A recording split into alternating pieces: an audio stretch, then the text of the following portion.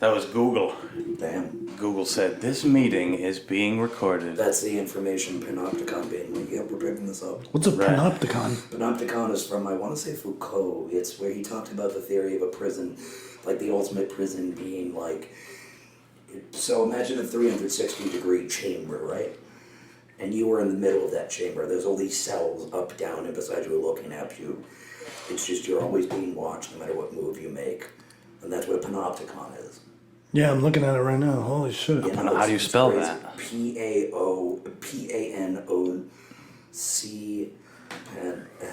Wait, who did you say? Did you say Foucault? It's one of the French modernists. Oh, Foucault no. or... Foucault yourself.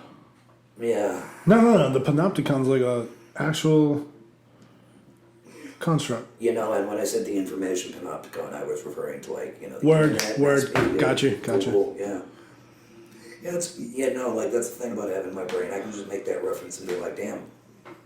And motherfuckers don't even know. Don't even know. They know nothing. Panopticon. That sounds like a Comic Con. Yeah. Like an event. Yeah, I've been to Comic Cons.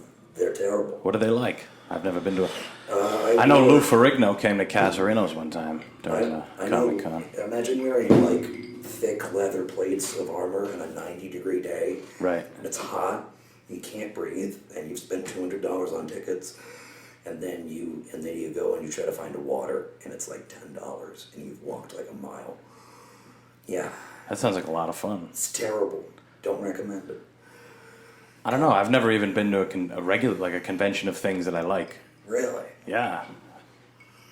Do they have those? You ever been to a buffet? Yeah. You been to a food convention, motherfucker? That's true. They do have that. They do have that. I think it's called Crave. It's like the convention in Oh, God, that's evil. Dunkin' Donuts. It is food. The Dunkin' Donuts Center. And people just walk Oh, around. we were already recording. Yo, my bad. But you usually do an intro. No. No. Not anymore. Even the last time you were on here, I said, I don't know. That's And right. you were like, what? No intro. That's right. I'm such a loser. Hello, everyone, and welcome to the Smoking Simian. We're coming at you live on a Friday morning. No. Hey, what's up, everybody? This is the Joe Rogan podcast. I'm here with Joe Rogan and Joe Rogan. This is the 3 Joe Rogans podcast.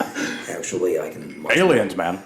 I can much more easily approximate somebody else. You know, I used to do coke in 1982, and oh my God, Joe Rogan. Oh, is he? Sucker. He's what's his name? Joey Diaz. Yeah, that's awesome. I'm Italian American. Dude, that guy found his mom dead while he was on acid at like 17. Yeah, you told me that. That's Oh no, that dropped. Crazy. How's that for morale? Ladies and gentlemen, the mood just dropped like. And he was on fucking acid? stone. Yeah. Yeah, no, that's. It's pretty cool. Yeah, no. Yeah. Oh, great time today. You know, Tear diary. confronting the mortality of a parent really is like it's a crazy thing when you're young. You know. Right, especially on acid. Yeah, no, it's fucking wild. Like doing it on acid. Yeah. But I think either way, everything's better on acid, though. would it be better? Yeah, it depends on your conception of better. Right. It also depends on how you react to the acid. How Yeah. much acid you took. How much acid you took. You know, like... Knowing a guy like Joey Diaz, he probably took a lot. Yeah, but he Yeah. probably wasn't that fried at 17. I don't know. A lot of the stories he says, he was Damn. rocking and rolling. At 17? I guess so. I guess so. Snorting angel dust. What is angel dust, anyway? I'm not sure. It's like heroin. It's like something mixed with heroin. No. Oh, I know, that's a speedball. That's cocaine and heroin. That's right. Yeah, no. That's only true drug people use those. True addicts. Yeah. You mind standing up straight for the camera? You I don't know, sucker? do I mind? Do I make you feel mad? Excuse me, no profanity, please. Sorry. Lots of profanity. Lots of profanity. What are we all drinking tonight, fellas? Oh, I've got a nice mimosa here for brunch. Drinking a 1972 Sauvignon. Cabernet Sauvignon. lab, he's like... Yeah, no. You're a sommelier. Yeah. What is this whiskey called? And the whiskey sour? Powers. Powers, Irish whiskey. You know, it's good. Yeah, it's Irish Trino. If you want to... What is wipe it? your... Oh, jail wine. Is that what Trino is? Toilet wine? Irish... I thought you said Drano. Do you want any more low? Because I make it in the toilet. Right. Did you say Drano? I jokingly called Powers Irish Drano. Okay, yeah, that is what he said. Now we've reached the part of the podcast. So where what's I toilet wine? explain- What's it called? It's called something. I don't know. Like prison toilet wine. Well, I think it's called toilet wine. No, it can't be. I remember one night after a bad day in college, I drank the Portuguese bathtub wine, or like you had it in Portuguese your house. people are terrible. Don't drink their wine. Irish people. Portuguese people actually drink the most wine per capita in the world. Irish people. Really? It is, yeah. Wow. Above Italians and French and all the other That's places. amazing. You know, that's fascinating. There's a lot of drunks. must be There's really actually happy. a holiday, the day that my dad was born. It's perfect. It's actually a holiday in Portugal, the Day of the Drunks. So What does it you just commemorate? Just get hammered. alcoholism? I think so, yeah. That's good. Damn, no, that's a holiday. It's like some saint day, a saint that was like the saint of festivity or some Yeah. malarkey that they feed you when you're a kid. Hey, look. That's not for Catholicism. That's not bad. That's not the like in terms of the lanes of Catholic churches don't have any day for drunks. That's like pretty good. That is pretty good. At least they're acknowledging Yeah, like at least they're that acknowledging demographic of society. God was made out of. I mean, his blood is wine. Wine gets turned Were we into talking yesterday about how God is just like a poker chip stack of wafers? I said, "Forgive me, God," at the end of that because I do fear Him. Right. But it is a good bit. I'm sorry, but it is. But it's funny. Yeah. They say God has a sense of humor. Yeah. Wait, so why is he a stack of poker chips? No, well, we said that we eat his body at church. And they come in all the thin wafers. They're the thin Oh, wafers. right. Okay, got it. Yeah. So I had speculated that God is like You know, you play poker and there's chips. they're It's just like transcendent. 3 or 4 different level chips. Like different level stacks of chips, but of Wafer? of church wafers. That's what God is. The body of Christ. Right. Yeah. No. Wait, so do you have like an itinerary that we have to stick to? Yeah. No, I have no idea. You know. Oh, okay. So I got a question for you. I have no What? idea. Sure. On the Spot with John Larkin. Oh, I mean, the Smoking Simian podcast, available on all platforms. Every single one. Well, do you really know that it's every single one? Every Have you single tried? one. I mean, No, I'm not on Pandora. Pandora's one I'm not on. right there. There's one you know. I'm a of. liar. Imagine the ones you don't know of. Yeah. No. Imagine all the boomers you're not reaching. I don't know. Wait, so you're religious? Yeah. You know it. So full context. Prior to this, we went out to eat at Texas Roadhouse. I got a dog shit prime rib. I Never got a go. very mediocre sirloin. My mom was. I didn't order anything. Hi, I had Mama. previously eaten. But we got to know each other a little bit. We're familiar with one another. We've chatted a couple times, but we've never had like an extensive conversation. So you said Yeah. that you are a Roman Catholic. Something like it. Not it's. But my spiritual beliefs are probably most influenced by Roman Catholicism. I'd say that I'm a very unconventional one, down to the point where like it's much more of a choice of emotion and familial ties than it is like. I think I agree with what 75% of the magisterium says, which is the official teaching body of the church. I'm like a lapsed Catholic who still goes to mass, but yeah, for terms, purposes, and ease of access, I am Christian, Roman Catholic, whatever you want to call it.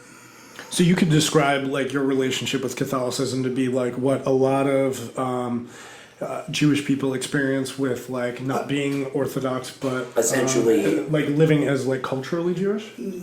Culturally Catholic, but Right, but also, I'm just like, making the you know, comparison.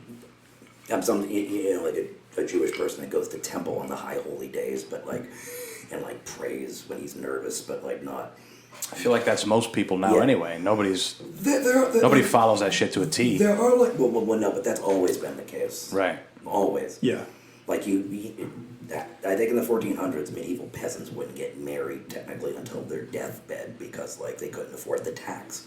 It's like technically they were living in sin all their lives, but they still believed in God more than any modern person does. You know. Yeah, I mean but belief in God also that can like propagate when you don't have science explanations, you don't have like understanding of concepts, theories, philosophy, and you don't have opportunities. You're dying. Life expectancy is like 30 to 35. You know what I mean? Like, Right. I would think that would be the prime mover for them being more religious than us. Would you guys agree with that? That's kind of what I think I was going for. There's way less. I mean, there's modern plight, but it's nothing like those folks. I would say that that's an unnecessary conflation of religious practice with a kind of ignorance, and it's like, no, I don't think that an attempt to a moral system for some people, but a system that creates order for the universe, that explains things that science still cannot explain, that can resolve much more messier, questions of meaning and existence, and also that implies that some of the modern world isn't still permeated with those same dark cruelties. I don't know, because that applies to a view of history that's very, like, classically progressive, classically liberal. That is, the dark ages of superstition versus the enlightened modern age. And, well, you list all the maladies that affected people in the Middle Ages. Breakdown of social structures, poverty, disease, violence, unnecessary war, plagues, famine.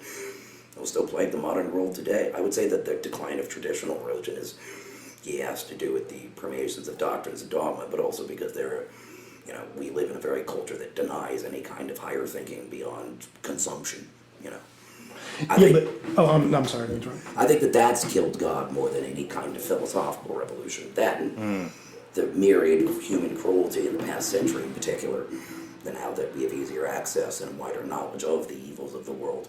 I think theodicy causes irreligion, but not just scientific progress. You don't think and obviously you've addressed this just now, but sure. Whenever I look at anthropology, I think of things like, first person to utilize reproducible fire. That's a big one. The wheel is a big one, right? Agricultural use, that's a big one. But I mean, even more recently, you have things like antibiotics, and you have electricity, and a lot of features that have radically changed the way we look at the world, and the wonder and amazement still persists. I understand what you're saying in that, but the explanation... So I understand what you're saying. You're saying in a philosophical sense, a lot of science can't even explain a lot of things and never will be able to answer certain questions, but... I'll let you finish. So I guess I just wonder, though, you don't think that... a lot of life being illuminated and explained will sort of eliminate some of, I didn't say all, of the need for a higher power as a source of either inspiration, bewilderment, or even structure, meaning to life. Meaning of life, things like that. Well, I mean, I would certainly say that yes, while elements of God's creation have been better explained, and the unfolding arc of the universe continues to grow, and our understanding deepens with time. And yes, I will certainly say that there are some people that clearly go to God for answers to very basic questions that are answered. Who should be president? What should I vote for? Or actually, no. Or just even more broadly, why is the sky up? Why is it hot today and cold tomorrow? But I think that that's exceedingly rare, especially in the modern age. But in terms of an answer to a higher power, or even more broadly, a system of thought, a cosmology, an intellectual, emotional framework that positions your belief of who you are as a person in existence in a universe who meets others, feels others, I think, if anything, that there's much more of a plethora of those explanations nowadays. Many people come to God or the divine through ways that we can't even conceive. I think science fiction authors, through mass media, through fighting, through the various things that we consume. If it gives you and yes, am I unnecessary conflating the belief in a divine with more generally ordering your life? But in terms of religion, to orient your way to live your life and goals to ascribe to, I wouldn't say that that's declined in the slightest. Just that more differing competing versions of it are. I'd have to see data on it, I guess. Well, I think that really big data, huge data. I think the fact that we have kind of a third dimension to humanity being technology, which is essentially man-made aside from the raw materials, you know what I'm saying? But back in those other days, the Middle Ages and where people were, every day people were making things that were directly correlated from the earth. They chopped a tree down to build their house. They got the clay to mold into there. So they had more, I feel like they were dealing with more of the I guess, gifts you could call, like the quintessential God's gift of air and earth and these type of things. It was easier for them to equate it, where now we're so focused, or we're so consumed by things that are more or less made by man. The word that sentence is missing is that we're fundamentally alienated from the products and things that we make because we no longer deal with them, which is another step along the great chain of production. That's why everything is so easily broken. Alienation, yeah. Gerfunkte, what the hell is it? God, I don't know the chain. Simon and Garfunkel. Simon Garfunkel, yeah. That's why things are so physical things are made to be bought again because they're so much easier to make now. Whereas back in the day, people would take the time to learn and fix. You break your sewing machine. And from Way harder to come by. And, the word I was thinking about is actually spirit essence. Spirit. Species essence. Sorry. if you want, oh, okay, fine. Pull the mic closer to your mouth, cocksucker. Dialectic. Get closer to it. This happens every Dialectics. time you're on this motherfucker. I'm sorry, I try to get. I got him going. Stab you in your rib. I'm going. I went with the German, bro. Yeah. His dick's hard right now. I Intellectual dick, guys. Come on, relax. We can see it. Intellectualism on the Smoking Simian. That's right. Today we're going to be Doesn't dealing happen too often. Theodicy. And Fremdung is what we're going to be talking about. Why? Or alienation. Why does a just God allow suffering to exist? Or Tonight on the Suffering Simian. Stands for estrangement. Yeah, estrangement, but Which means alienation. which means You guys ever watch Inglourious Bastards? Yes. great film. The guy that plays the fucking main killing Nazi guy. What's his name? Hans Landa. Yeah, he that dude is nasty. He's mad good at acting. He Christoph speaks all Waltz. different kind of languages. Yeah, he speaks Italian in the movie. He speaks English. I think he also speaks French. Yeah. He's sick. Yeah, but all Europeans know like 5 languages. It's I don't amazing. remember the movie that well. I saw it like once. That was a true story, right? Wasn't that bad? Well, I'm sorry, based on a true story. Hitler died in a bunker in 45, or Right. if you believe some stories. He in his survives. He's in that Argentina, right? Yeah. No, but that's Or where. Brazil, Well, no, a couple Nazis got us to the moon. right? The V2 guy, V2. the V2 rockets, the guy. Elon No, not Elon Musk. No, you're talking about the Nazi rocket program? Yeah. No, I mean, I don't know. I don't remember this. the guy that made the V2 rockets got us to the moon. It's gonna bother me. His name, not Ernst Röhm. Nobody look it up. Nobody look it up. You can't. Just look it up. rack your brain. Just have 3 minutes Assume. of dead. Have 3 minutes of dead air as I pull up my phone and go. Right. Well, Germans are nasty with technology. They got good ass cars. You know, it's Good that ass precision. cars. Yeah, good cars. I good just roads. kicked the camera. My bad. It's all right. Respect. It might not have been on me. I read a wow. So I read a funny news article in the Stars and Stripes yesterday. Right. What's the Stars and Stripes? The Army newspaper. Hunter S. Thompson used to be a writer for that. Yeah. It wrote about all the Pokemon Go that the soldiers are leaving behind. What? The Pokemon? Pokemon Go. Pokemon Go. Yeah. No. Oh, like the game. Yeah. And like the. They Pokemon- have Pokemon in. U.S. In the war soldiers zone. having, the article said, yeah, it's a way that we can relate, like not under fire, but like while on patrol at night. Yeah, and they talked about all the U.S. soldiers leaving Afghanistan, how they're leaving Pokemon Go behind. Oh, they're leaving so much on the table. They're leaving all those Charizards out there. How does that work? Like, do the producers of the game allot like a certain amount of characters? I think it's That's like what I'm saying. They served- have to like specifically put It's probably like characters in servers, though. Afghanistan. Or is it just that there are a bunch of people on that like network or server Probably or more whatever, and likely. then they start to populate Probably more likely the like latter option. algorithmically based I don't know on that? because Yeah. like I don't think Japan is like a worldwide power network of Pokemon Go. Maybe. Maybe you never know. Wow, that's what's on the Stars and Stripes. That's what's in the Stars and Stripes. What happened to SIGs? What happened to Hunter S. Thompson doing coke and writing for the Army? Right. Yeah, how did Okay. that guy get a position there? What the hell? He was in the Navy or something, or in Oh, damn. the military. So was your boy Ajamu, man? Really? I think Ajamu was like a Marine, maybe. No shit. Yeah, a lot of people you wouldn't expect. Seems like I watched one time a video of Penn Jillette, and he talks about what converted him to being an atheist, essentially. Dude was Army. And he said it was reading the Bible like cover to cover, basically. Oh yeah, there's like terrible stuff in the Bible. So sometimes it makes sense that there's Totally. a military person who comes and does something like Baraka and kind of fights against it, like. Oh yeah, I mean, so like And I don't know anything about it. Veterans Against War and a couple of other veteran organizations, Yeah. like are totally dedicated to basically dismantling the structure of, obviously you would say like The military. imperialism, the Yeah. imperial state, but Star Wars. Star Wars. Star Wars over there. Star Wars, the Empire. But yeah, to like a lot of veterans like against the war machine, Right. at large and specifically. Yeah. Nothing talks more about the war machine than the Black Sabbath song. It puts it all into perspective in simple terms. Generals gathered in their masses, just like witches at black masses. That's right. Rhyme masses and masses. That's unfortunate, but still, Yeah, it doesn't no, matter. but it's still a great Good song. song, phenomenal song. Yeah.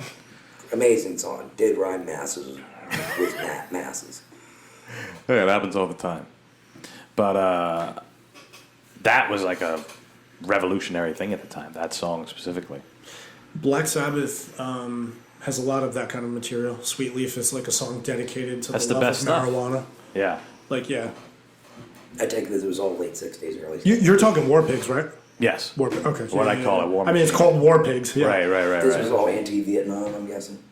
War Pigs. Yeah. Yeah, more or less. Yeah, no. Well, I mean, I would also say they were just broadly like Broadly anti-war yeah. as well. Yeah. Yeah. I was just going to say this. Please edit that out. I stuttered. That's embarrassing as fuck. No, that's what we Why? Nah, fuck that shit. Don't edit none of my shit, kid. God. Never. Okay. Never. I love looking dumb. It's going to be a meme.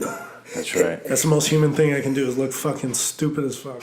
Respect. That's right. Once you realize that it doesn't matter if you look stupid. I hate all the fucking To be social media 2021 edited ass shit. Got 12 filters, fucking this is me and my besties at the beach, and then it's like this beautiful picture and followed by you motherfuckers complaining the whole time that the sun's too hot, the sand's in your fucking drink, and oh, I don't go in the water because I don't want to get wet, and sitting on your phone the whole time. That's I a hate terrible all that reason shit. To not, did you like to not want to go in the water, What?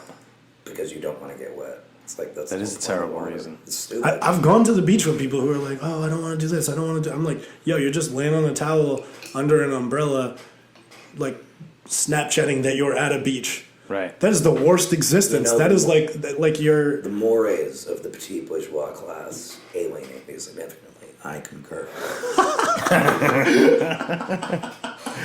No, there's like, and the thing with social media is most people only put up the best parts. But that's what I'm Okay, saying. When like- he's like, I didn't that's just what I'm that. saying. I'm just busting your balls right now. But Yeah. like when, like, nah, I want people to see the raw shit. Right. Like, Like you watch I got a hashtag when I post shit like fitness shit and whatever on Instagram, and it's fail often. Right. I love that. I love that idea of like failure, deep seated failure. Like you will fail many more times than you will succeed, and that's like a prerequisite for success. Like, Right. and obviously people speak to that like to varying degrees all the time, but it's just like this idea of the over edited, over filtered, over digitalized like consumption of everything is like. I think it's so. It gets you out of the habit of following your gut, kind of. It gets you out of the habit of living in reality. Right. It's an edited version. It's the ultimate commodification of experience. Oh yeah! Shout out to your boy Lukash. Yeah. It's an image to be bought and sold, and you feel bad, so then you change your existence so that you try to get your own imaginary currency. It's like, it's a brilliant system if you want to drive a society off a cliff. Right. Let's have everything judged by an algorithmic metric and just see who floats to the top. Are you suggesting living through different mediums of consumption, like getting your adrenaline from a video game or a Just movie? anything that's not directly tied to a point system, I think, would be good. Right. Anything that gives you happiness and generally doesn't involve others. That's a little too libertarian for my taste, but like, just generally, anything's better than trying to measure yourself up to a perfect, flawless image of others that's one not only not true but two doomed to fail. Right. Because as he said, life can never be that edited, that perfectly manicured And it's so easy to modified. get caught up in it now. Like, It's- it's the easiest time ever to get designed caught be up in it easy. now. How many times has he been on his phone? Not to judge you. No, It's just, totally. Judge him. Everybody cast your judgments. Will, In the will comments. John be off the smoking Simian? I Right. actually, to be honest, it's usually stuff that's having to do. So I brought up Lukáš. So then The I Lucchese family. actually was looking up The Genovese. Lukáš. Oh no, he's a Marxist philosopher. Oh, God. Yeah. So I was thinking about reification. This one time- and then, like after I said it to you. This one time, just because you said the word Marxist, this one time at Casarino's, we had a walk-in party of 30 people. Yeah. But it was at the same time, there was another party of like 20 people. So there were people walking around asking if this was the right party and whatever else. And the people from the 30 top walk-in were asking, they're like, is this the Marxist party? Really? Yes. At Casarino's? Casarino's. And it was a group of 30 people, all like strange people. Did But not like you, like a weird strange. Like you're a cool strange. We're all pretty cool strange in here. But these people were like strange, like they have berets? weird, like cigars? Were they in uniform? they might have been. Did they have patches? Red Do you stars? wait? Do you chill with leftists though? No. So like as being someone who like organizes with and chills with leftists, and you know like. A lot of them are fucking weird, and I'm not even saying that in a negative way, but they're fucking That's why definitely like not that's why mainstream. we need to like strip it of its not social baggage because there's nothing wrong with being strange, but just like it's a set of ideas. It's not. Strange people and things are the best. I know, but you don't want to turn something that's meant to be a mass politic into a lifestyle, because then it's just, it's like seeing kids, and it's like, no. Right. I believe things, and I think things should be made different. I don't just go to Hot Topic. I Right. believe Yeah, that's true. I know what you mean. Yeah, I think that's always been my biggest, because I've told you in the past that I have a problem being a part of things. Yeah. And that's kind of like I think that's a great way to sum it up. You're atomized. What the Although fuck you is choose that? your atomization, which is fine. Right. Yeah. I don't know what that means. It's another term from the philosophy that we read that basically means that you're very separated from others. In this case, a more personal choice. Atomization in a political and philosophical context refers to the way that society drives us to be lonely. That's why there's the epidemic of loneliness now. Sure. Because of the ways that our experiences are sort of mediated through modes of consumption. Fancy way of saying you need to spend money to do anything. That's why people are lonely. That's why work also forces us to be alone. That's why mediums like podcasts are so popular, because this is effectively a friend simulator that you can pop in your ears. It's good. I think that this is a good podcast. But if I listen to this, it's like, oh, I'm talking with my friends. And this gets more literally because it's my voice. Sure. Yeah, I think that's the allure. Like the long form content is. It's called parasocial. It goes back to not being super over. Like nobody gives a fuck about. We were talking about this yesterday. No one cares about like nighttime television shows anymore. Like they're so overproduced and overdone that like there's almost a demand for stuff like this. Stuff that is just normal, quote unquote, normal fucking shit that people should already do. You should already be sitting and chilling with your friends in a room. You know what I'm saying? Like, but it's also because so many people are denied the opportunities to actually do it themselves, that they'll listen to people do it and get something out of it. Like, it's good. right, because I would rather have this than something that's sponsored by Raytheon and has been mass marketed and mass focus grouped to death. Because at least this is good entertainment. But in an ideal world, everybody could do this because everyone would have the time, funds, and everything to do so. Right. It's true. Yes, to all that. But to you saying that you don't like being a part of things for that, the way that I overcome it, because I belong to a lot of different social circles or groups, I try to authentically project. Hey, bro, do you mind making me one too? Wine? Or actually, You want wine? Well, no, it's fine. Go ahead. oh, he's grabbing one. You want wine or whiskey? Whiskey. Thank you, sir. I'll take a little bit. What is that whiskey. with We're getting booze. sour mix? We don't have any more sour mix. Oh, fuck it. I like whiskey. Just whisk. But I try to like authentically project flaws and all. That's how we ended up on that topic. Right. Who I am in a group, so that whether I'm chilling at a kickboxing gym, a jiu-jitsu group, a political activist meeting, or just shooting the shit with friends, I'm always bringing who I am. That way I never have to like fall in line to a certain set of criteria. Right. I'll get booted if it's not right. Like, there are certain groups of people that if I sat in the middle of that group and started chatting with them, it would be very clear to me soon that, oh yeah, this isn't the group for me. Right. So like, that's how I weed that shit out. I end up being like, yo, this is me, and I project that outwardly so that if someone likes it, they will accept. If they don't, they'll reject. So that's how I avoid, like, people, a lot of people think that they have to assimilate into a group. Like, oh, this is what the group's doing, I'll fall in line, so to speak. And then they lose, thank you, sir. They lose their, like, authentic selves. You know what I mean? Right. And instead, realizing that you're not for everyone, and I'm not saying you in particular, but anyone, and you're not for everyone, and you shouldn't be for everyone, Right. you can kind of like weed that out to begin with. And then you never have to lose who you are. Now, obviously, everybody should change and get better and improve, but like, It's on your. yeah, if I go to a group and think, oh, well, they like this, I should like that too, I should be into that. No, maybe you just don't belong in that group, and that's okay. Like, you know, people are too obsessed with like being the puzzle piece that fits instead of like just finding a new puzzle. You know what I mean? Right. Or just being the puzzle piece that doesn't necessarily fit, but works. I mean, it's a weird analogy, but I understand what you're saying. Let the other pieces come to you, man. Make your own puzzle. You know what I'm saying? Like, I don't. Right. Yeah. Yeah, because I mean, there's, you know, people fall in, for lack of a better term, they fall in love with who you are, not, and then if you were to leave that scenario or that situation, then those people will still be with you because they understand that all you were was fucking coherently yourself, if that makes sense. Like, Yeah. Authentically, or yeah. authentic, yes. Yeah, hell yeah. Exactly. Hell yeah.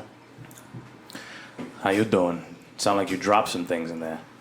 No? Sound like you were fucking playing Ice cubes. baseball with my glasses in there. Oh, okay. Is that what you were doing? Look, I'm not the brightest Oh, man in dude. this room, but I have mastered the art of not completely breaking other people's things. I thought you were going to say you had mastered baseball No. based on what he said. I was waiting for it. Damn. Master basting. I like trying to predict people's I'm not- jokes, and then when you get them right, you're like, yes. Yeah. Really? Yeah, I love doing that. Why did you ask me before whether or not I was religious? Oh, no, I found it to be, especially like in, and sorry if I seemed like, No. I'm just curious as to the origin of the question. oh, so basically just after talking to you, so for the viewers, just a basic overview. When Another we, preview of our trip to Texas Roadhouse an hour and a half ago. well, I don't know if it's a preview. They're never going to see it. That's if not you're for a them to know. Patreon subscriber, Yeah. we have Someday, bro. we have Here's us eating at Texas Someday. Roadhouse. Yeah, That's the bonus someday, episode. someday you'll have a camera crew and shit. Right. Here's an exact right. description of the meal we had at Texas Roadhouse. My left sirloin, overcooked. He and almost too ordered it medium well, and then paused and switched while the waitress was still there and said, "Excuse me, That's I meant right. medium." That We did happen. say yes to an extra order of rolls. Yeah, no, we did.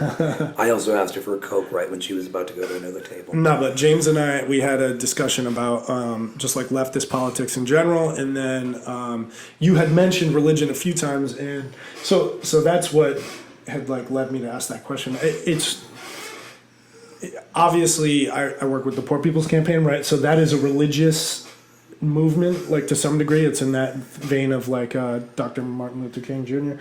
But usually in leftist politics, you see a lack of it's- religion.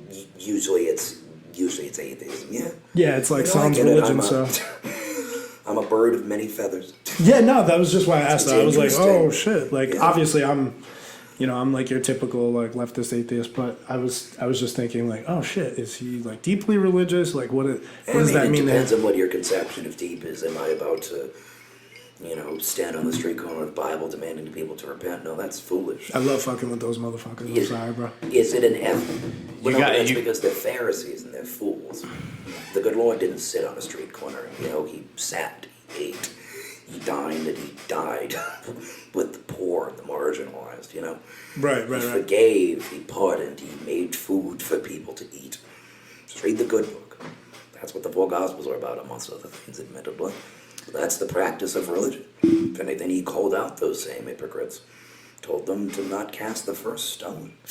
You ever see that story of the guy who went to a remote island, and there was a tribe that lived there, and they were pretty much removed from society. Yeah. And they still spoke their own language and lived the way that their tribe has lived for ages and ages. And he was just some white guy from England or something, and he was coming on the shore trying to preach to them about God and whatever else, and they just straight killed him in the No, water. I think he was American. They murdered him. Oh, it might have been American. Wait, was this recent? Some white guy. Sentinel Island. It was Sentinel Yeah, Island. I was thinking it's off It's the a coast of Sentinel India. Island. Okay. Well, yeah, but to give context, he was It's in the also Indian Ocean. He was also a foreigner in a time of pandemic coming to an uninhabited island. Well, also kill Sentinel those Island. It's a violation of I think international law to board Sentinel Island. I mean, they'll try to kill you anyway. They they will fire arrows at anyone who approaches. Oh, hell yeah. There's I've never seen them, but there's documentaries on it and shit. But yeah, right. It's a violation of international law. It's a Or is it- violation of international law. It doesn't make sense. You're not supposed to You're supposed to leave them an untouched relic. You know what I Right. mean? You're supposed to, because when a simple fact of physiology is that when the body is exposed to new germs, that's how diseases spread. One of the main. That's an interesting point. I didn't even think of Yeah. that. Well, I mean, that's what happens. When. Yeah, their human biome germs- is different.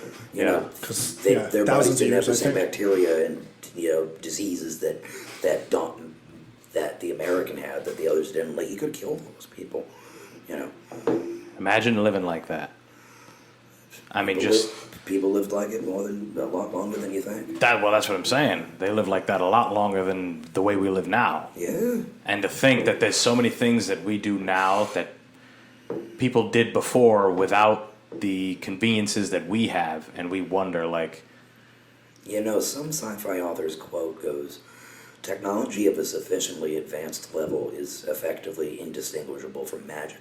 Meaning that if I could tell you that I have a magic box in my pocket that I can call up any fact in the world, talk to anyone on, you show that to a guy 200 years ago, it's effectively telepathy.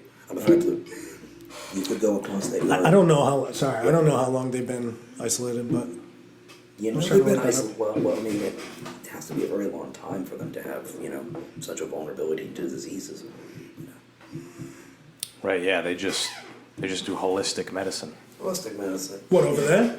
Yeah, I mean, they're not gonna. Oh yeah, I mean, Nobody's they just- taking antibiotics, or you get VD. That's Imagine- it. You just have I it. mean, they- You don't get a pill. VD might not even exist there. I mean, who knows? That's what true. they have. Yeah, you don't. Could be something worse. Could be Could be something better. Could be super nothing. VD. Super VD. Could be No, a- come find us. Dick just shoots fire. Sail away on the block. Oh my god, that's like koalas. Koalas, they have chlamydia. Male ones, so I've heard they that, yeah, bite that's you insane. and they'll give you chlamydia. Damn, imagine getting chlamydia from a koala. That's the Koala least chlamydia. fun way to get it. Folks, I don't know. many such cases. What were you gonna say about Block Island? I was going to say sail away on the Block Island Ferry. Oh, right. And then what I was going to say was your great tweet the other day. Ladies Right. and gentlemen, check out the Smoking Simian on Instagram for the latest updates from the Smoking Simian. At the Simian. At the Simian. It's basically. You know, I've been able to use Twitter as an extension of my thoughts. Good. So anytime I have some fucked up thought, it goes right to Twitter. Wait, why don't you have a Smoking Simian podcast yet? I mean, like a social media handle. Oh, I mean, I don't know. I only because, I mean, I probably could have done it with Twitter because I don't have a huge following on Twitter just yet. Yeah, but you should make an Instagram and then direct your following towards that. Right. Yeah, I mean, I could do that as well. I mean, I know it's a pain in the ass. All I this like shit's the a pain in idea ass, of but- having my brand of me being built at the same time as a podcast. So if I can kind of have it all in the same place. Oh, that's dope. I mean, eventually it would make sense to have, just like a more or less marketing page where the videos I put up now would just be on that page. You know what I'm saying? But, I don't know. You gotta test, you gotta try, you gotta do things. You gotta keep moving. I mean, I guess like a Rogan, he himself is the podcast. So That's what I'm saying. I feel you. Yeah, that's a bold way to do it. But fuck it, be bold, right? Because then it's not just a podcast. It's He who dares wins. Is that true? No. Well, it's not necessarily true. That's sometimes he who dares ends up falling on their own sword, but occasionally they win. But you I mean, could you do still nothing. win. You still win if you. I wouldn't call Brutus or Cassius winners. No. Sorry, Right. I don't know why I was thinking about that. But maybe their souls went up with the last thought. Actually, what That was like funny, shit. Maybe I shouldn't have done that. you know Dante Alighieri? Yeah, he know wrote Dante's Inferno? the Inferno, that Yeah. beautiful restaurant. The Inferno. It's Inferno. Well, for the Inferno, Purgatorio, and Paradiso. There's 3 books. And what Dante is great is that he's very petty. Like he puts the equivalent of his asshole neighbor in like the 5th circle of hell because he cheated him out of like a game of dice. Damn. Because that's what you could do with a Ruthless. poet in 1400. But Brutus and Cassius are in the center of hell with Judas because he really loved the Roman Empire despite all of them being pagan because he was also Italian. What was that book even about? I never read it. So Dante Alighieri and his bride-to-be Beatrice is, I'm probably misremembering it from the plot of the Dante's Inferno video game, but Beatrice is in the center of hell, and Dante goes with the Roman poet Virgil, who wrote the Aeneid, a long epic Right. poem that's a sequel to the Homeric epics. They go through the 9 circles of hell. One for, and I think it's based on the 7 deadly sins, but one for glutton, one for liars, one for sinners, fornicators. It's like the 1400s.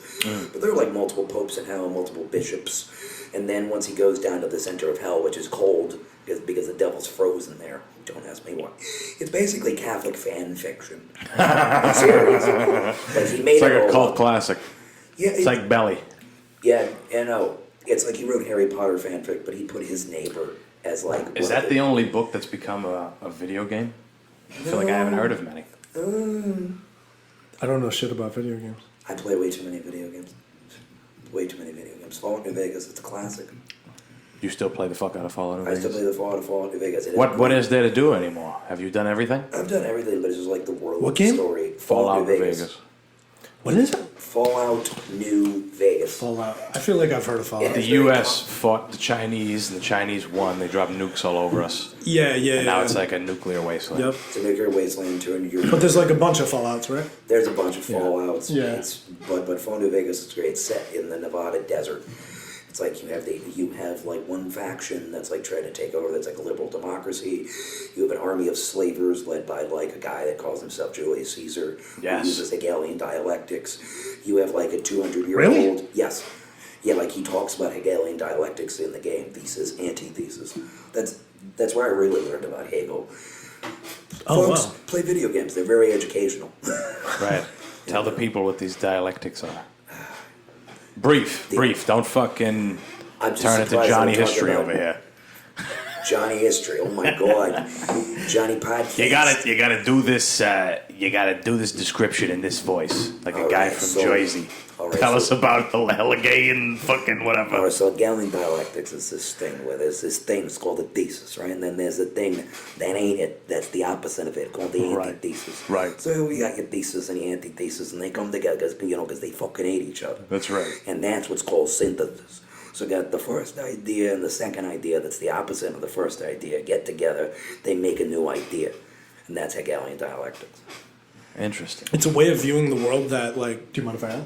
That was Sure. beautiful, by the way. I did it in a comedic No, that was Jersey great. accent. Please No, add more. I loved it. But it's like a way of viewing the world in a relational form. So things and the opposite of things, and together they complete a concept.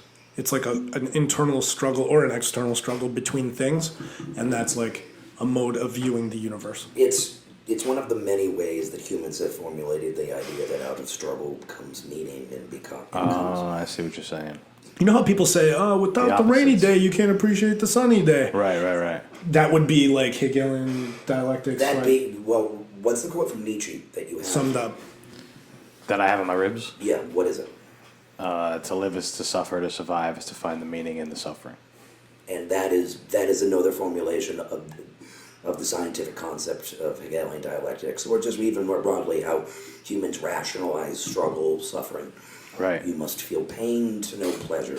You must suffer loss to know gain. You must suffer poverty to know abundance. They are fun to that it. It's a trait of mortal existence. You cannot appreciate one without the other.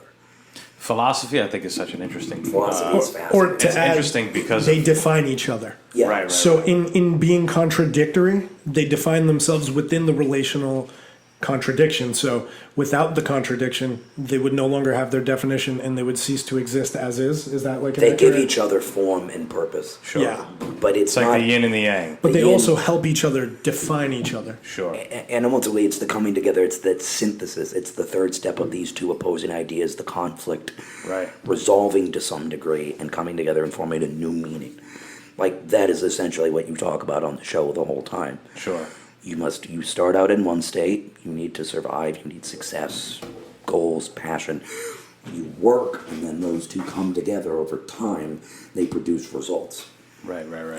It's a very basic concept, but once you understand that both parts define each other, and that relational antagonism is not destructive but productive. Right. Yeah. Can I say one more thing? I'm Yeah. sorry. I know I go off on tangents. So, do you like Judith Butler at all? I'm not big into social theory, but I certainly have enjoyed the work of her that I've read. So she talks about in this book Precarious Life, like she's describing she's describing a lot of shit, but she talks about like a relational loss, like the process of mourning or grieving. So someone loses someone, we've all been there and experienced that, and there's like a you and an I, and how the you and I relate to one another, and what they are when they're together. So that's like almost a dialectic, and it's like it's this idea of you and I. So I could say you and I as friends. Right. Our friendship is something different than you, and it's something different than me. It would cease to exist without either one of us, and only in the contradiction of, and it's not really a contradiction, but in the difference between us, like the relational existence, can the friendship exist. So it's like almost They complement each other to make something. to make a new thing that's like it's Right. like an organic existence. It's like a new like concept beyond these two concepts, which is Sure. simple and complicated all at the same time. That's I think. that's what makes what I was saying, or what I was getting ready to say was My bad. It's all good. How what makes philosophy such an interesting thing, because the concepts and the questions haven't really changed much, and they're more or less simple questions, simple ideas, but they're so thought provoking that Oh yeah. there's yeah. no answers to them, but people just My bad. smart motherfuckers just think about it all the time. Yeah. Thinking about. It's even hard to put into words. Like, That's why I like Immanuel Kant. How do you feel about Kant?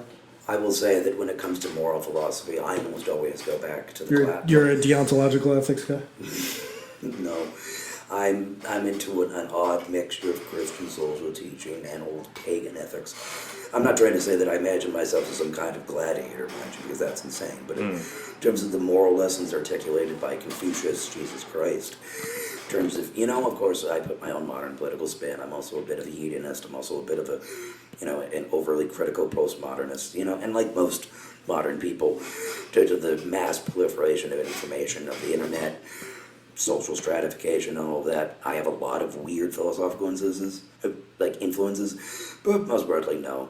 I don't know. I'm not big into the whole enlightenment of trying to reason out the perfect thing. I'm just like, I guess personally, I'm a bit of I have the moral teachings of Jesus Christ: do good to others, promote goodness, love thy neighbor, and then stoicism, or not complete stoicism, but just this is life, this is how it is.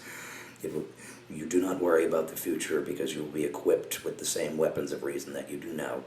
Because that's the only way that I can really rationalize an otherwise insane world, you know what I mean? Right.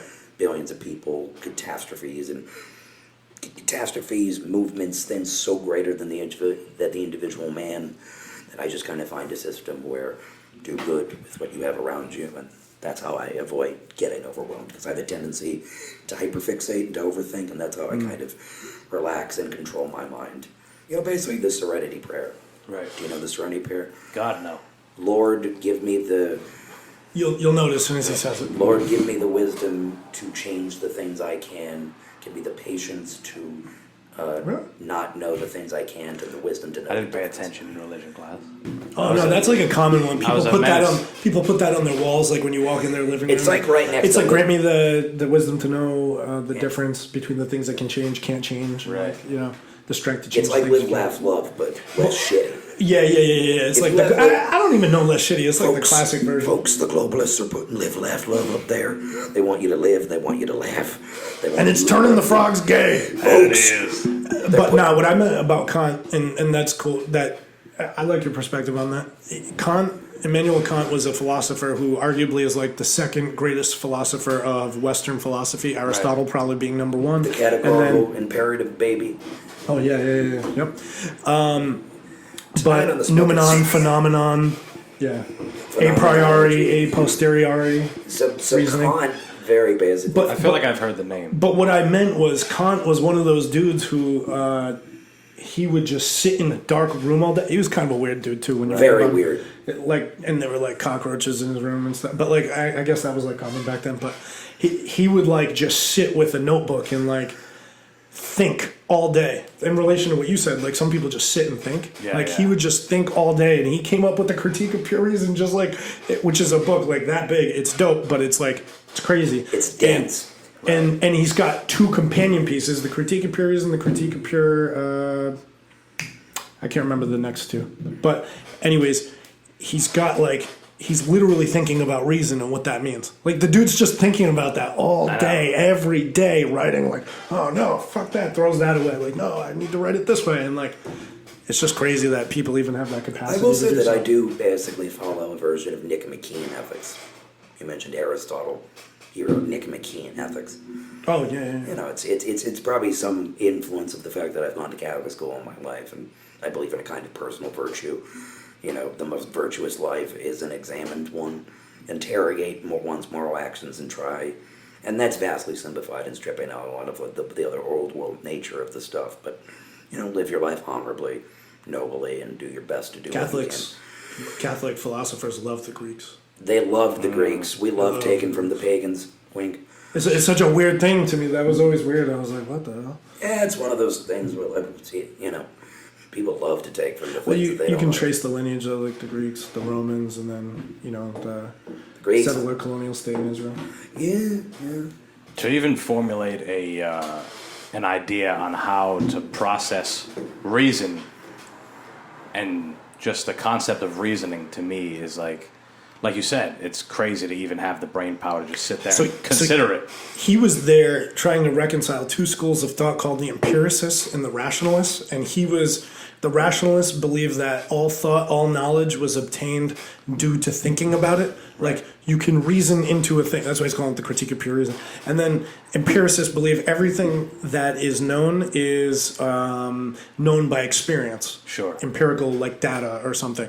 And then he was trying to bridge the gap between the two. Knowledge that could be known, I think like a priori stands for before. Before. Like before. A priori. A priori, right. So before or after the thought, or there's like three types that exist. Synthetic, a posteriori doesn't exist. Or, I forget what it is, but like there's these different types of reason that can be like come up with based on knowledge or based before knowledge. Like, Right. And then what that means in the real world and stuff. And then he had this concept of noumenon and phenomenon. Phenomenon being the thing as you see it. I see a glass with whiskey. And then noumenon being the thing in itself, which is like, what if you had every perceivable sense to sense this with? What would it actually be? So we know things exist because of deep space telescopes, radar. Like, you don't have radar, but radar exists and it can tell you something else exists. Right. So how many things do you not have to perceive this? We don't actually know. A bat has echolocation but doesn't have eyesight in some instances, right? So like, it perceives the world completely different than you do. some animals have reason, some animals don't. Varying distinctions. Chimps can create tools, humans can create better tools, an insect can't create a tool, right? Simians can smoke.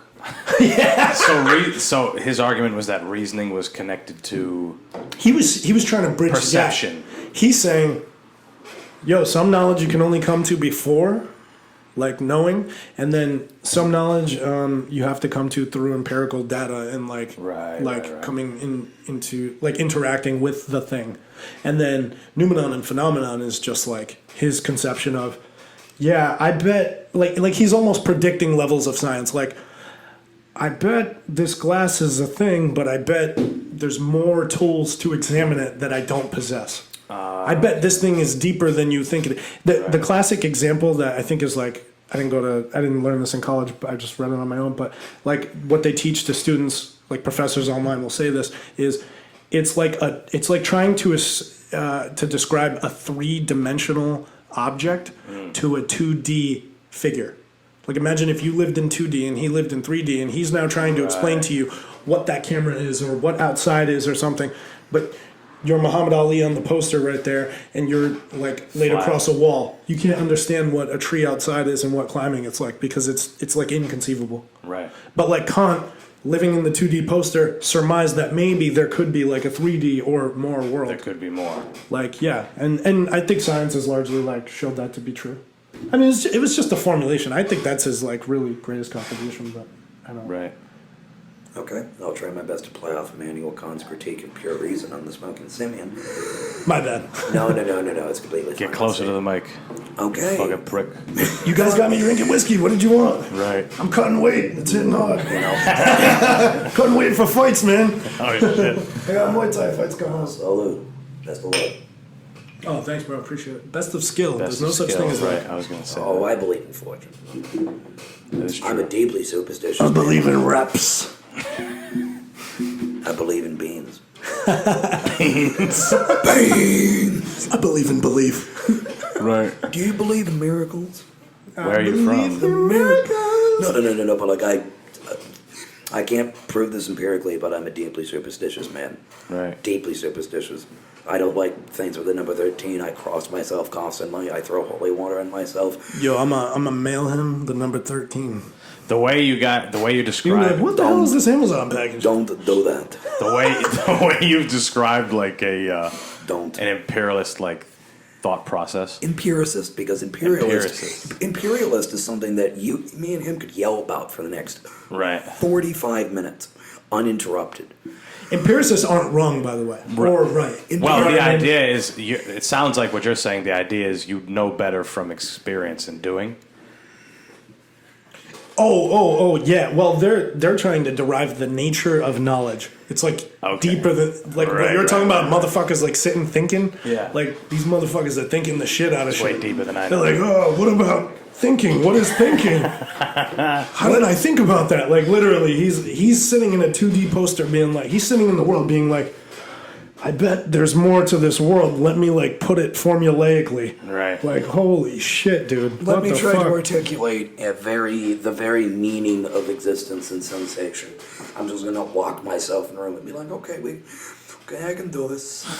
I can do this. I can do this for you. Oh God, Frank Sheeran is a personal hero. He's a philosopher. I mean, He painted houses. genuinely. Who's that? Frank Sheeran. Oh, homeboy from that movie. The Irishman, yeah. Yeah. Well, no, but Frank Sheeran. Of course, this motherfucker would love that shit. You know, like on Instagram, I'm the real life Frank Sheeran for a reason. That's right. You know, for this you're gonna need 2 guns. One you're gonna use and a backup for when you have to run away. Yeah. So funny watching 80-year-old Robert De Niro shoot people. That's the Styles P quote. 2 guns up. He always says that for everything. Sorry. You know, the cops go. Robert De Niro 32. loves Styles P, I think. Yeah, they're boys. Yo, I they would probably think so. met. Yeah. They've definitely. Why met. not? Hell yeah. Why not? Those Hollywood elitists. Nah, love meeting each other. SP the Ghost ain't a Hollywood. Let's chill.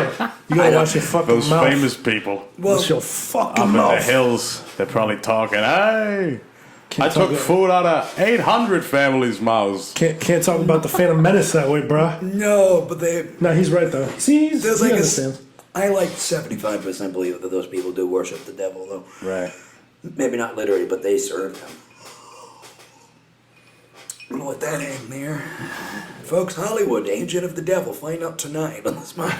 I mean, it's a sinister fucking...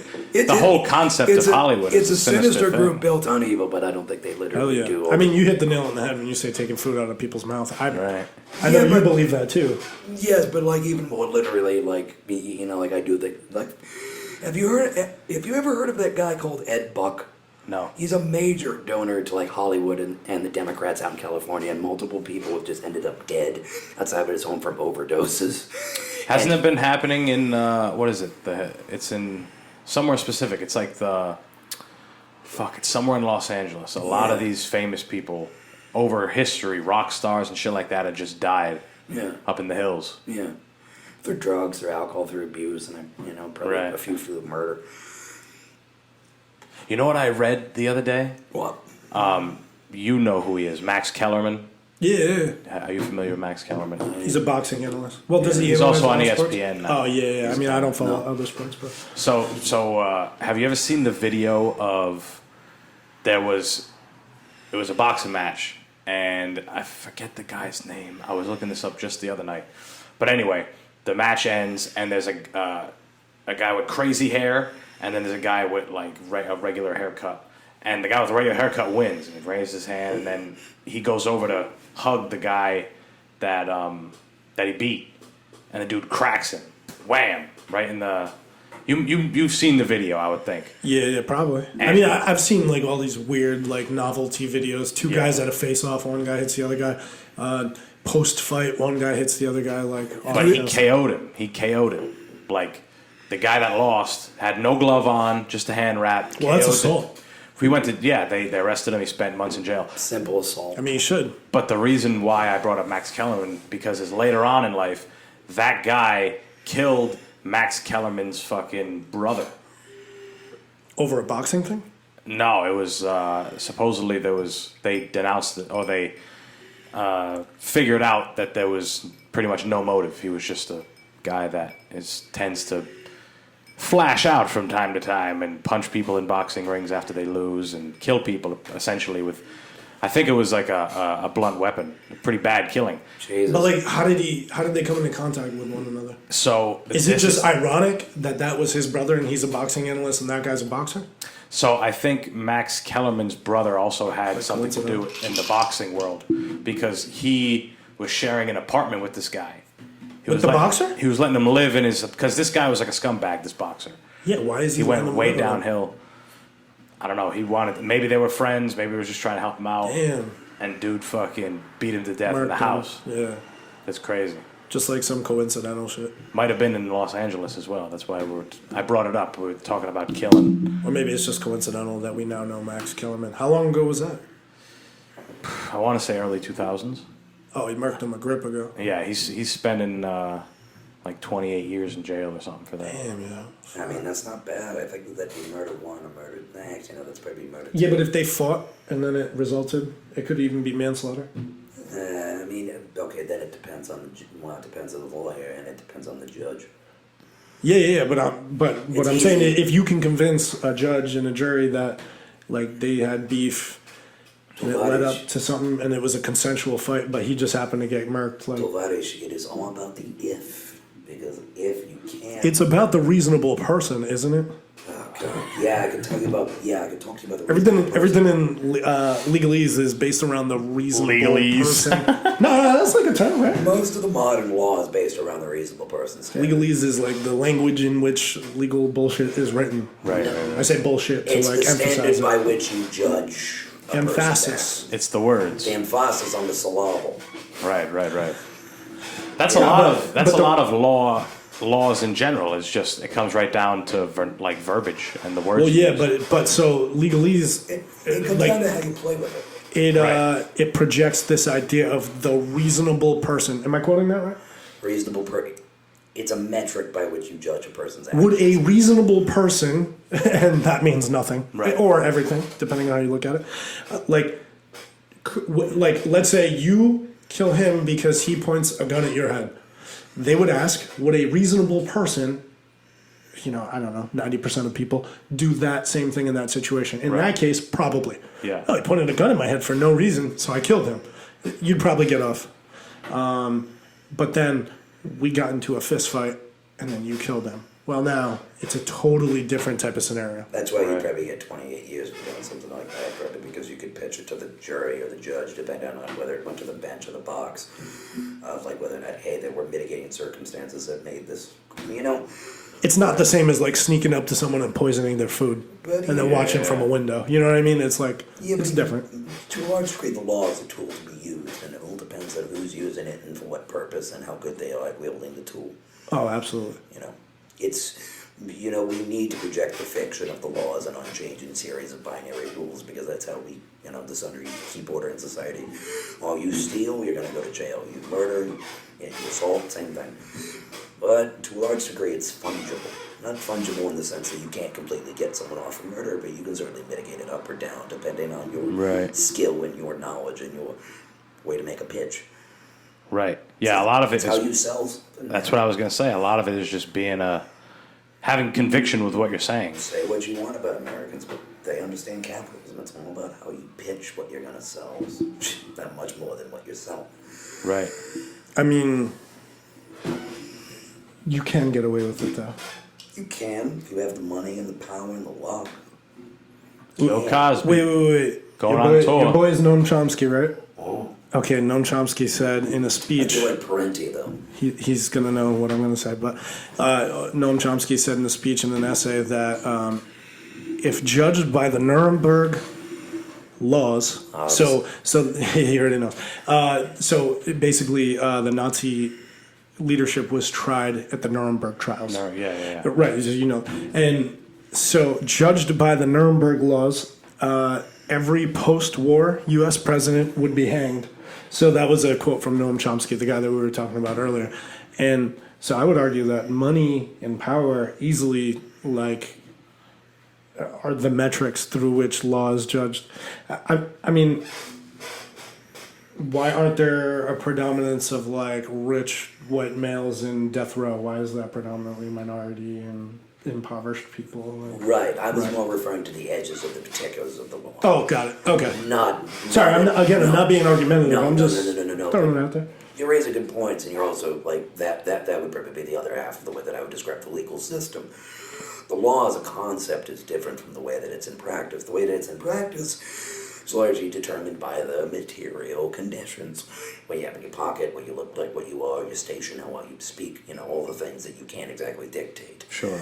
But True that. in terms of when you're in that courtroom and how you address the argument, the way that you can, it's not so much that I'm talking about shifting the goalposts 10 yards, but it's that 1 yard difference between whether or not this particular person could have the rest of their life ruined because of prison recidivism. If you go in on that first assault charge, it's easy to pick up another one, and then another one, then you're in the court system, and the lawyers know you, then the police know you.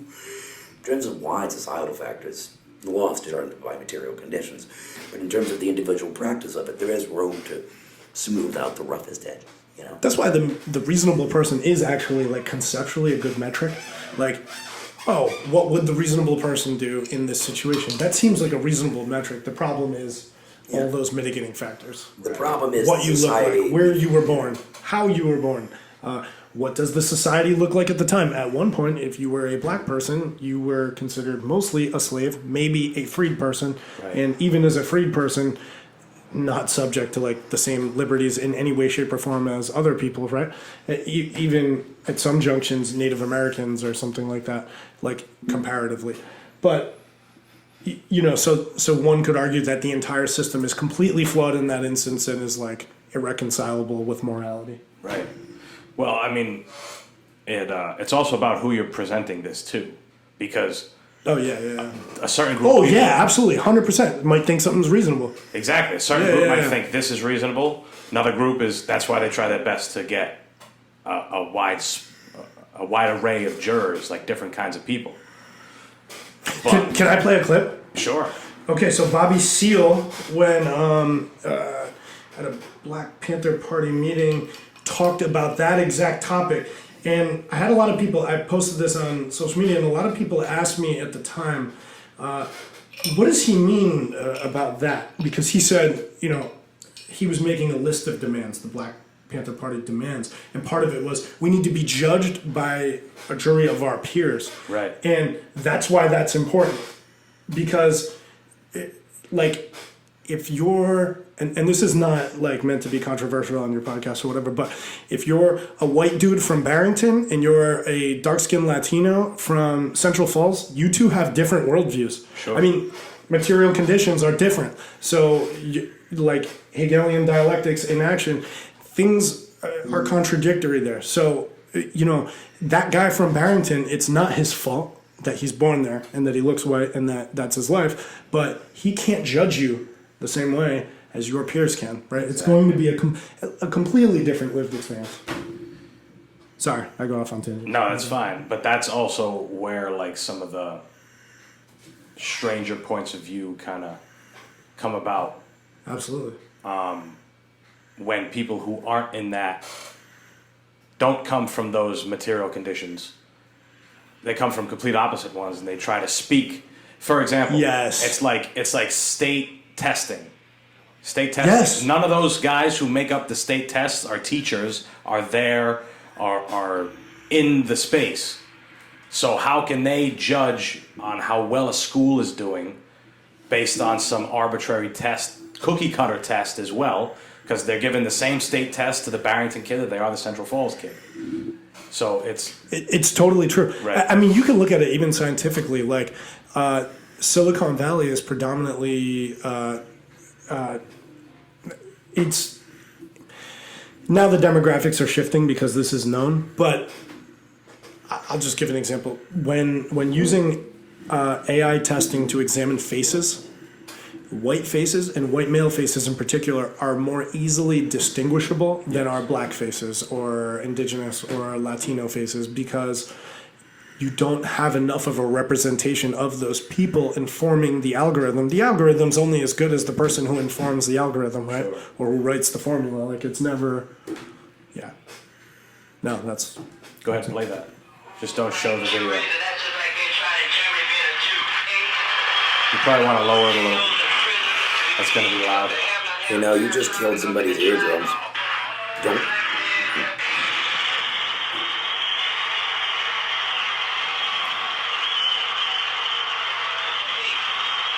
Number 8.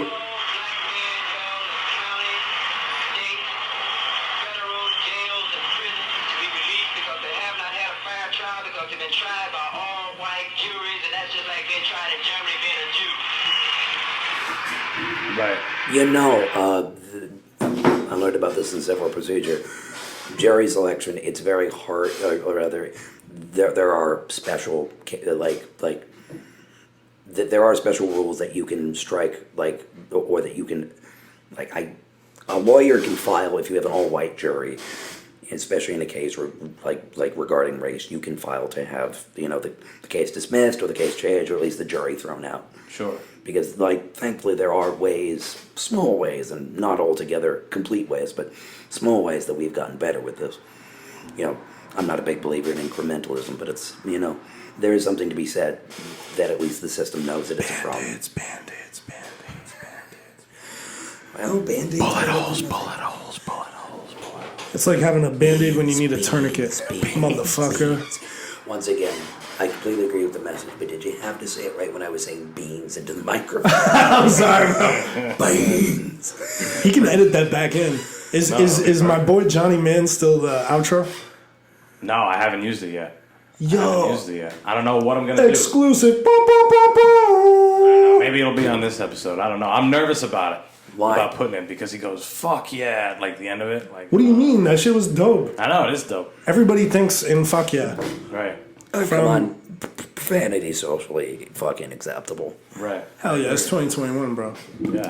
It's 2021, man. Even your grandma at some point has said Come on, fuck Mac. aloud. Well, Come on, yeah. Jack. Yeah, you know Come what I on, mean? man. Like everybody says that shit. Listen to your Mac. Did you hear? Well, you were there for it, but did you hear the actual outro that he cut? I made the recommendation, right? I was like, yo, you Right. should cut this and make it the outro. Yeah. You should play the outro in the middle of the podcast. Yeah, I could probably find it. He's like, we just recorded a podcast. Fuck yeah. Like some shit like that. No, it's on the one that shit the bed, I think. Oh, no. You weren't able to retrieve that information? It's going to cost me some money to do that. At least at the one place I got a quote from. How much? Like $600. Yo, for real? Crazy, right? Yo, maybe you can get somebody to They're do it just for like robbing 200 people. or something. That's what I'm saying. I'm going to shop around. Maybe there's somebody who can just do it for me. You know? Yeah. Yeah, just We'll do see. it for me. Just do it. It's worth a couple hundred. Free. Come on, kid. Yeah, no, totally. I'm I'll asking pay. you. I'm just trying to do a podcast. 6 stacks? 600. My God. Be like, yo, I'll go to somebody else for 4 stacks, and they'll be like, we'll do it for 3. Some German guy in his fucking house. Really? You I'll went like to some- Stoff or something. some Yeah, crowd literally, guy. yo, put that shit online and be like on Craigslist as a Tote request. ist unteilbedient. Yeah. It will cost you $600 for me to get this podcast off. Every German like Every word. German is sinister. Every Here on the yeah, that's Smoking right. Simian. That's right. Every German word is like the opportunity to kill. No, Rottweiler. Like you can't just say Rottweiler. well, no, but there's, like there are German words that are like the feeling that you get when you see a flower dying on the side of the road. Right. It reminds you that you too are dust and you will die. They do. They have words that mean like these really intricate The emotions. feeling of shitting one's pants at a Cracker Barrel. It is. The feeling of sweat on a hot Bavarian day when your gooch is just squishy. Right. And it's like, yeah, this word's 400 years old. In Bavaria, they eat liver for breakfast. A lot of them. Yeah. That's I mean, German shit. organ meat's good for you. I watched a comedian. His I name don't was be in this shit, but it is good for you. Danny Boy. It's his. I don't know if it's his real name or stand-up name. B-O-B-O-I? Susan Boyle. BHOY. Shout out Susan wow. Boyle. Yeah. Beautiful voice. And he talks about how it's like very German for people in Bavaria to have. They're like, bring me a vital organ. I have just woken up. I must consume the blood of another being to live. He's like, give me the filtering gland of a dead beast. I want black beer and a freshly killed organism. Once I have consumed it, Right. then I am ready. Motherfuckers eat kidney too, right? I am Yeah, ready. I ate all that shit. Yeah. I am, You ever have antichuchos? what's that? Fire. Oh my god. The hell is that shit? It's beef heart. Nah, fuck that. No, it's bang. You go to Los Andes. I eat regular shit. Kid, I rub. Kid, your ancestors ate Sir, antichuchos. would you like some cheese fries? No, I am regular shit. Give me a fucking ham sandwich. I did that to. Just stone face just saying no. Nah, but I do love No, I ham ain't sandwich, regular though. shit. He gets me. I did a similar thing to I Mike understand the Michaud. Celtic mind. What? I did a similar thing to Mike Michaud at Cass one time, Well, and I was just about to make a lot of jokes. he was Shout out to talking. Mike Michaud. He was talking about like the new superhero movie came out or something like that, and they're like, "Hey, you watch fucking." You're gonna watch Infinity War or whatever the fuck it's called, and I'm like, no, buddy, I live in the real world. I don't like superhero movies. It was hilarious. you mean to tell me you're not a grown man that watches a Captain America and Captain Marvel punch each other at 36? I didn't even like it as a kid. I liked the Dark Knight. That was a good movie. I watched I watched both Iron Man, but I really don't like the first one. I watched That was war pretty- movies growing up. I liked the Hulk, but I didn't fuck with a lot of superheroes. I like You know who- superhero flicks, but You know who my hero was? The American soldier. fair enough. It was actually Bruce Lee. I was watching Bruce Lee movies. I actually really like Clint Eastwood growing 1975 up. Bruce Lee movies. Clint Eastwood was mine. Fist $4. Right. Don't Outlaw insult his Josie Wales. Oh, classic. Ripping butts. Man's got to know his Ripping butts. limitations. Rip butts till you're dead. Just rip Yeah, man. butts I'd till you're dead. love to have Yeah, man. Boston be a Just man. imagine That'd be sick. smoking like gas station cigars in like 1865. You got typhoid. You're gonna go shoot 3 men today. You're 19. Yo, I just came back from Wyoming. I went to the spot where Deadwood, where I guess I made a show about it. Ian Everyone's like, McShane. "Oh, the show!" I'm like, I didn't know about Oh, that. it's a but- great show though. It's But, it like rivals The Sopranos. Yeah, like Oh. Wild Bill got killed over there. Yeah, I no. went to the spot. He got killed. Have you ever played poker? You know, Dead Man's Hand. Oh shit! Is that where that comes from? That's the hand he was holding when he got shot. Oh, What's I the didn't know hand? that. I don't know. So yeah, I played a lot of poker, but I didn't know exactly why that. You know, they was were a playing reference. video poker, actually. There was He was Instagramming and he got shot. So Wild Bill was too busy on a LAN party playing COD 4, and then he got shot. You know, the shooter at the OK Corral was actually in Black Ops on Zombies. I wanted to go to Virginia City in Montana. I'm pretty sure that's where Calamity Jane was finished off. Oh really? Out in Montana. It was it was definitely somewhere in Montana. But I love all that outlaw shit. I actually have a book of it. Oh, that's dope. See, now that's me with the mob. I should show you the pictures. Like they have the pictures. Like this is the chair he was shot in. This is the location he got shot at. This is the replica saloon, and like they still serve drinks over there and shit. All right, so the dead man's hand is two pair poker hand consisting of the black aces, so a spade and a club, and then two black eights. So that's dead man's hand. You get that? Yeah. Yeah.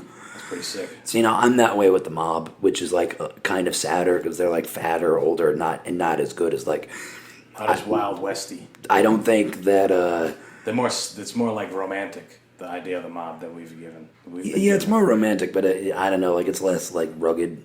Right. I don't know, you know, because they're like guys that like to wear good clothes and like kiss each other multiple times. But like, Eat good food. you'll never see John Gotti quick drawing a guy, but you see him lazily stumbling into a Mercedes after ordering like 2 people killed for a gambling debt of $500, Which is gangsta in and of itself. which is really cool. And Yeah. you know, it's how you take care I love of the mob neighborhood. stuff, too. Oh, I love mob stuff. I have the voice, so it helps. But yeah.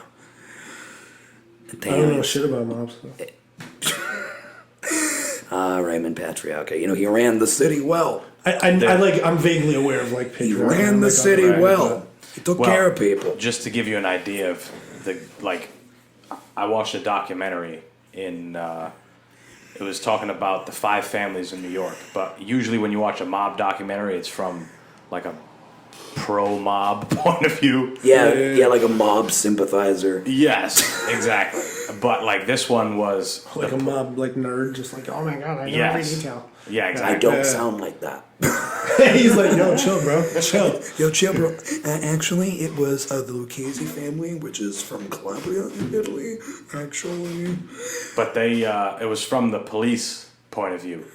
And they were talking about some of the crazy shit they had to do. And they were saying how the mob literally in the 80s started more so in the 70s.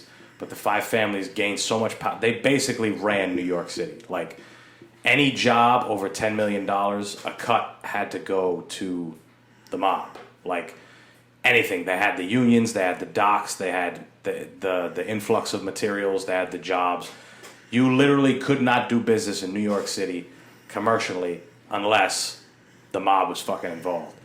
So You know, just to give you an idea of how powerful that fucking, it's called the Commission. The 5 families were the biggest families in the country. When the State House was built, I remember like seeing this on like in an article about the Rhode Island State House. Whoever was the governor or whatever was less powerful than Patriarcha. Like the mob family had more power than the governor of hell Rhode yeah. Island or something. So like just to piggyback off that, I know Rhode Island's like a smaller market, but Yeah. it's like kind of insane to think about. Well, Rhode Island, Providence specifically, was the 3rd most mobbed up city in the country at one point. What is it? New York, Chicago, and and Providence? Yeah. Oh wow, that's yeah, crazy. real. I mean, a lot of Italian people live here, so it's like, Yeah, no doubt. it makes sense. You know, I looked it up statistically. Did you know that our town, in particular, North Providence, is like the 8th highest Italian American population in the country? Like Cranston, Johnson, and North Providence. It's like Cranston, right Johnson, up there North in the Providence. top 10. Top 10. Yeah. Yeah, It's crazy. yeah. Like they just gave this to me. How are we on time, by the way? Oh, we've been going. No. I'm just wondering, like, can I take a piss quick? Oh, yeah, I mean, we're going to wrap this motherfucker up pretty soon anyway. All right, should I wait? It's up to you. Yeah, fuck it. You go pee. Go back. Sorry, guys. It's all right. We'll keep talking about the mob. Yeah, no, Italian Americans.